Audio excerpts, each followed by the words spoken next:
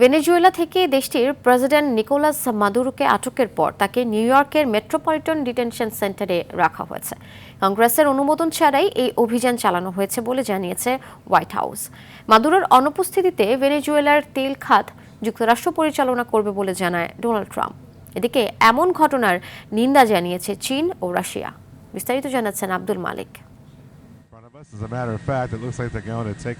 যুক্তরাষ্ট্রের president Donald ট্রাম্পের নেতৃত্বে ভেনেজুয়েলার প্রেসিডেন্ট নিকোলাস মাদুরোকে গ্রেফতার করে যুক্তরাষ্ট্র। বর্তমানে তাকে রাখা হয়েছে নিউ ইয়র্কের মেট্রোপলিটন ডিটেনশন সেন্টারে। মাদুরোকে মাদক ও অস্ত্র চোরাচালানের অভিযোগে ম্যানহাটনের ফেডারেল আদালতে হাজির করার প্রস্তুতি চলছে। এদিকে মাদুরোর অনুপস্থিতিতে ভেনেজুয়েলার তেল খাত যুক্তরাষ্ট্র পরিচালনা করবে বলে জানিয়েছে যুক্তরাষ্ট্রের প্রেসিডেন্ট ডোনাল্ড ট্রাম্প।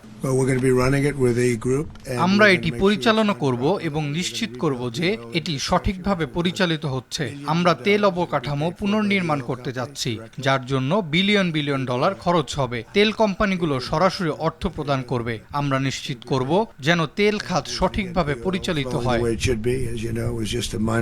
মাদুরোকে গ্রেফতারে দেশের নির্বাসিত জনগণের মধ্যে আনন্দ ছড়িয়ে পড়েছে। মার্কিন প্রেসিডেন্টের প্রতি কৃতজ্ঞতা জানায় তারা। অন্যদিকে ভেনেজুয়েলার সরকার পরিবর্তনের জন্য সামরিক অভিযান পরিচালনা ও প্রেসিডেন্ট নিকোলাস মাদুরোকে আটক করার মাধ্যমে মার্কিন বাহিনী যুক্তরাষ্ট্রের ফেডারেল আইন ও আন্তর্জাতিক আইন লঙ্ঘন করেছে বলে মন্তব্য করেছেন নিউ ইয়র্ক সিটির মেয়র জোহরান মামদানি। একই সঙ্গে তেল পাওয়ার জন্যই এই রক্তপাত ঘটানো হয়েছে বলে মন্তব্য করেছেন কংগ্রেস নেতারা।